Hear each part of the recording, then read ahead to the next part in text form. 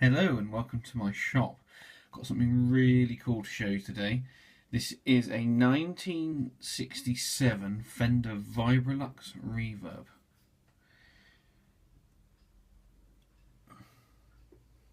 It's a 35 watt amplifier, and I think it's completely untouched.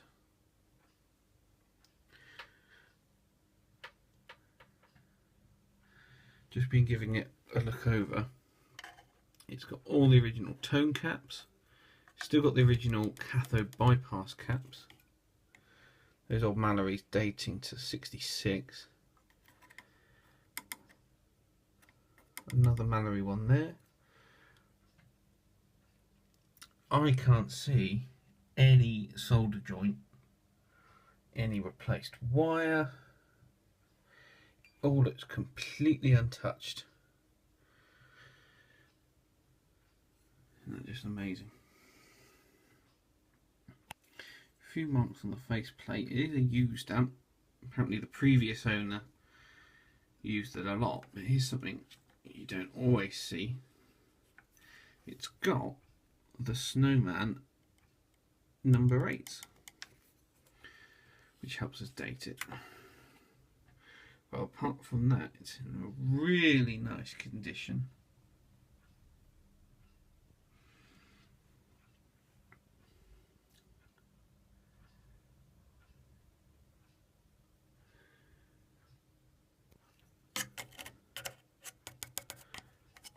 And I don't think it's ever been touched. Right, I'll just flip the chassis around to show you the back panel and the valves. Okay, welcome back. Here is the back panel of the amplifier. There's the chassis code. I don't know if you can get that in focus. There we go.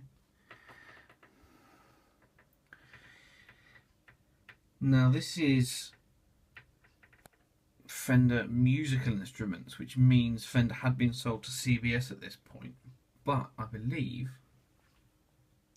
it was before they made any of their improvements, as they're called. Now, if you keep going on the back, it has got a ground switch, voltage selector, import model, but it has had a 3-wire cord fitted, so it has been modified before to have that fitted, so it's not completely untouched. But apart from that, I can't see any components that are being replaced. Those blue moulded caps.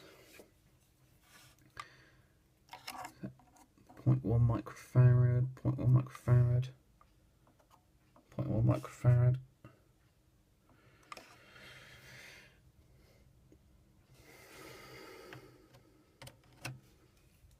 But it all looks completely original.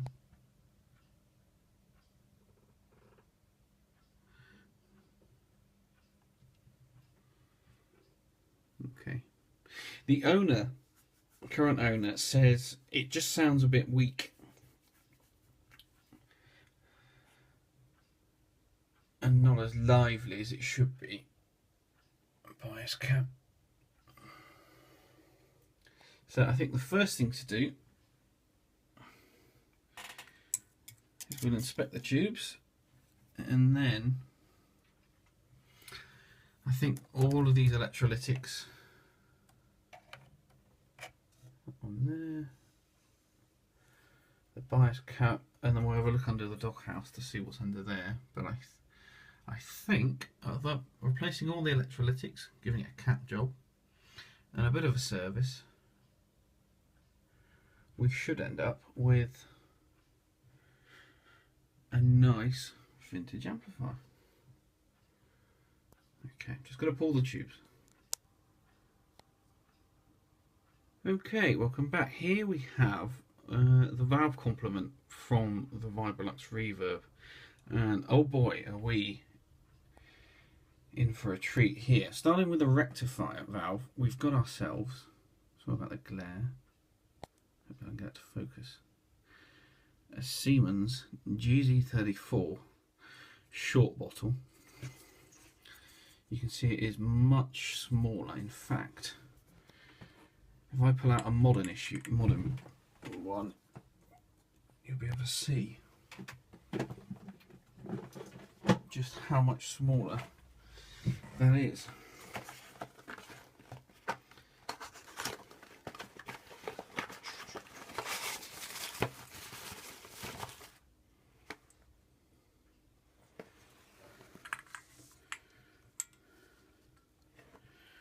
Okay, so here we have the Siemens, and next to it is a modern JJ GZ34. If I line those up, you can see it is a stumpier tube, much smaller. There we go. Most importantly though, this tests good. Just put the other valve back. Get in there. Right. Moving on, we have a pair of RCA. Don't know if you can see it on that one. There it is. 6L6. Let's try to get that focused. GCs. Again, these are short bottle ones too. That one's got a bit of smudging on the RCA. Apart from that, they're in great shape. Pins all look good. And again, both of those still test matched and still test strong.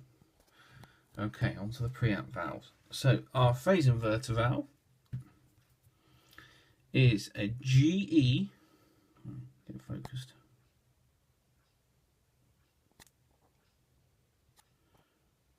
there we go, a GE electronics tube made in USA,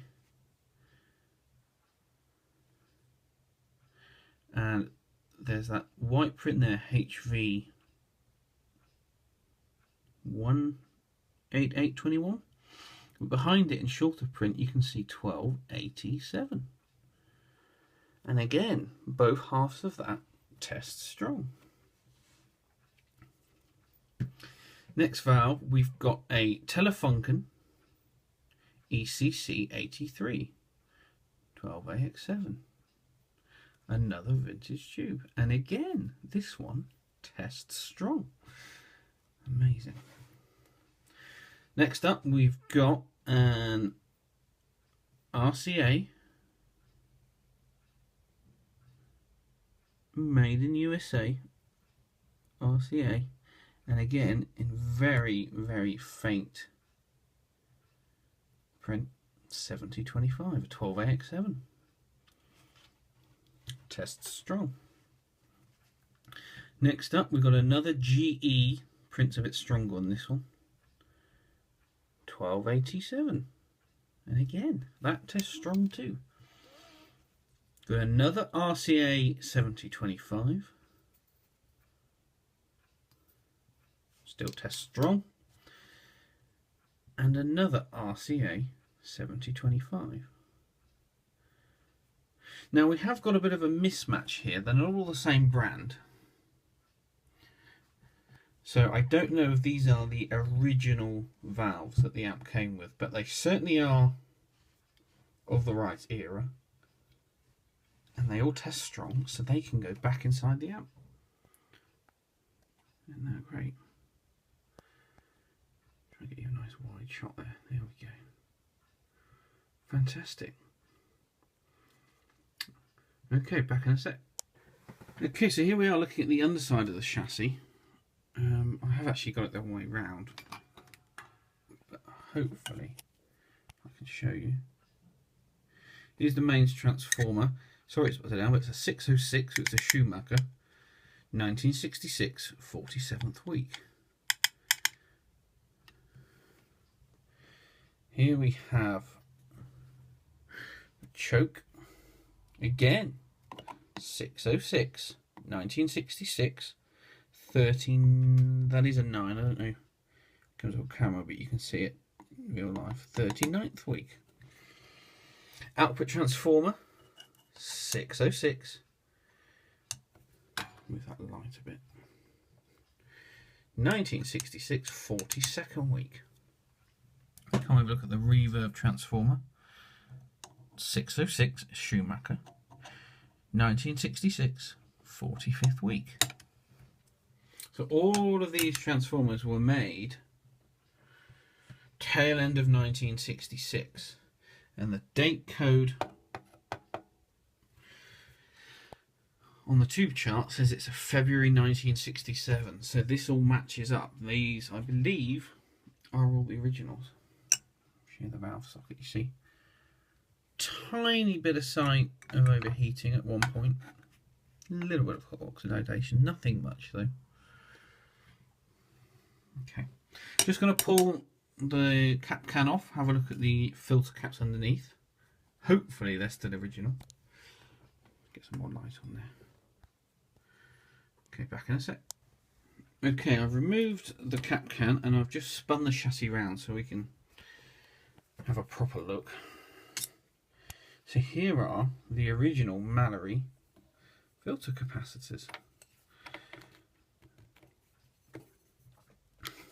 Mallory, made in USA, 16 microfarad at 450 volts DC, 1966 date codes.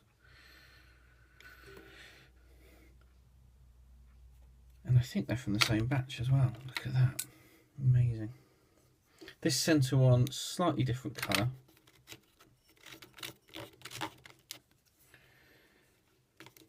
Not that that matters. Look at that, 51st week of 1966, I believe. Might be wrong about that. Okay, let me get a close up on those. Here we go. So here's the negative end of those caps. All look fine. I don't know if I can show you this side. Might have to spin the chassis round on a sec. Okay, here we go, and here's the positive ends. Now, I don't know if the camera can pick this up, but there's a slight lump there. Can't see one on that one. There's one there. Let's just try and get you a better picture. There's one there, and that one doesn't have one. So they are starting to bubble up, and I have tested them, and they are due for replacement. So I think if we replace these 5 filter caps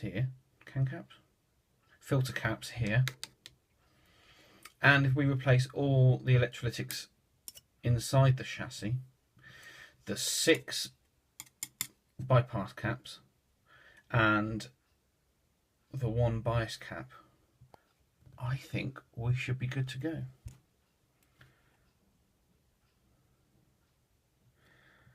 It all looks good to me. Oh, fantastic amp. Okay, when we come back we will replace those.